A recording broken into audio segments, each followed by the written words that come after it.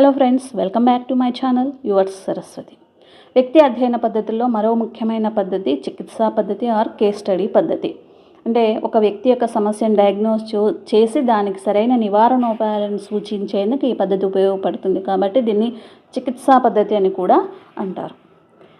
అంటే ఏదో ఒక ప్రత్యేకమైన ప్రవర్తన కలిగిన ఒక వ్యక్తిలోని వివిధ ముఖ్య అంశాలను నిశితంగా లోతుగా పరిశీలన చేసి సమగ్రంగా అధ్యయనం చేయడాన్ని వ్యక్తి చరిత్ర అధ్యయన పద్ధతి అని అంటారు. దీనికి సంబంధించి బోని అండ్ హలఫిల్మెన్ అనే సైకాలజిస్ట్ ఇచ్చిన డెఫినేషన్ ఏంటంటే, సమస్యాపూరిత విద్యార్థికి సంబంధించి సమగ్ర విచారణ జరిపి అతని సమస్యలను తొలగించుటకు ఉపయోగపడేదే కేస్ స్టడీ అని వీళ్ళు డిఫైన్ చేశారు. అంటే ఒక పర్టికులర్ ప్రాబ్లంతో తను లేదా తన చుట్టూ ఉన్న వాళ్ళని ఇబ్బందికి గురి చేస్తున్నప్పుడు విద్యార్థి గురించి సమగ్రమైన విశ్లేషణ జరిపి సరైన సూచనలు సలహాలు అందించేందుకు ఇది ఉపయోగపడుతుంది అని బోని అండ్ హలఫిల్మెన్ చెప్పారు. మరి సమస్యా ప్రవర్తన కిందికి వచ్చే ప్రవర్తనలు ఏంటి, ఎలా ఉంటే సమస్యాత్మక ప్రవర్తన అవుతుంది అంటే, పాఠశాలకు సక్రమంగా హాజరు కాకపోవడం, రోజు స్కూల్కి లేటుగా రావడం, పర్టికులర్గా ఏదో ఒక సబ్జెక్ట్లో మాత్రమే వెనకబడడం, దొంగతనాలు చేయడం, అబద్ధాలు చెప్పడం, దౌర్జన్యం చేయడం, సిగ్గుపడడం, వ్యాకులత చెందడం, ఇలాంటివన్నీ కూడా సమస్యాత్మక ప్రవర్తనల కిందికి వస్తాయి. ఈ కేస్ స్టడీ ద్వారా ఎవరిని సమగ్రంగా అధ్యయనం చేయవచ్చు అంటే, ప్రతిభావంతులైన శిశువులను కూడా అధ్యయనం చేయవచ్చు. అంటే వాళ్ళ సక్సెస్కి, వాళ్ళ ప్రతిభ కారణాలు తెలుసుకొని అది మిగతా వాళ్ళకి చెప్పడానికి ఉపయోగపడుతుంది.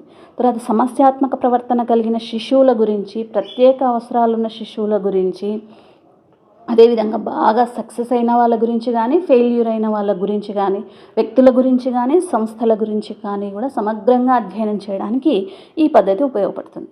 మరి ఈ పద్ధతిలో ఉన్న దశలు ఏంటి అంటే, 2 దశలు ఉంటాయి. మొదటిది సమస్య నిర్ధారణ దశ, రెండవది సమస్య నివారణ దశ. సమస్య నిర్ధారణ దశలో ఫస్ట్ ఒక విద్యార్థి యొక్క సమస్యాత్మక ప్రవర్తన ఏంటి అనేది దాన్ని గుర్తిస్తారు.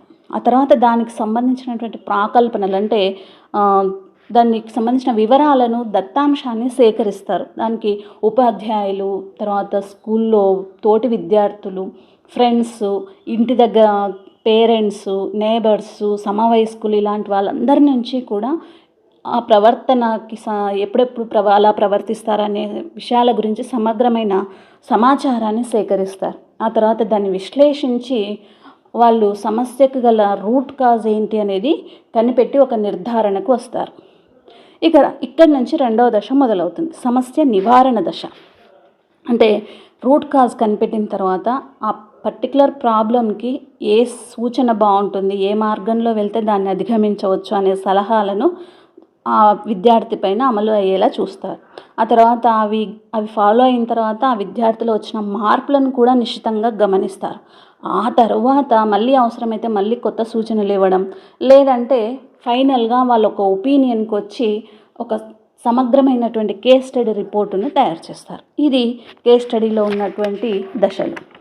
అడ్వాంటేజెస్ వచ్చేసి, అంటే ఏ ప్రాబ్లంకి సంబంధించిన కారణాన్నైనా కూడా లోతుగా నిశితంగా విశ్లేషిస్తారు కాబట్టి, సమగ్రమైన అధ్యయనం జరుగుతుంది కాబట్టి పరిష్కార మార్గం కూడా సరిగ్గా ఉండే అవకాశం ఉంటుంది. సో పరిష్కారం మార్గం తెలిసినప్పుడు సమస్య కూడా చాలా వరకు పరిష్కరించుకునే అవకాశం ఉంటుంది.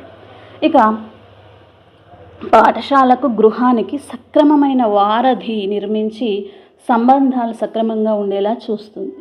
అంటే ఆ విద్యార్థి స్కూల్లో ఎలా ఉంటున్నాడు, ఇంటి దగ్గర ఎలా ఉంటున్నాడు అనే ఇన్ఫర్మేషన్ ఇటు పేరెంట్స్కి, ఇటు ఉపాధ్యాయులకు అందరికీ తెలుసుకొని వాళ్ళకు హెల్ప్ అయ్యేలా, వాళ్ళకు ఆ ప్రవర్తనలో నుంచి బయటికి వచ్చేలా చేయడానికి ఈ పద్ధతి చాలా వరకు ఉపయోగపడుతుంది. ఇక డిసడ్వాంటేజెస్ వచ్చేసి, చాలా సమయం పడుతుంది. అంటే ఎక్కువ మంది నుంచి సమాచారం సేకరించాల్సి ఉంటుంది కాబట్టి టైం ఎక్కువ తీసుకుంటుంది.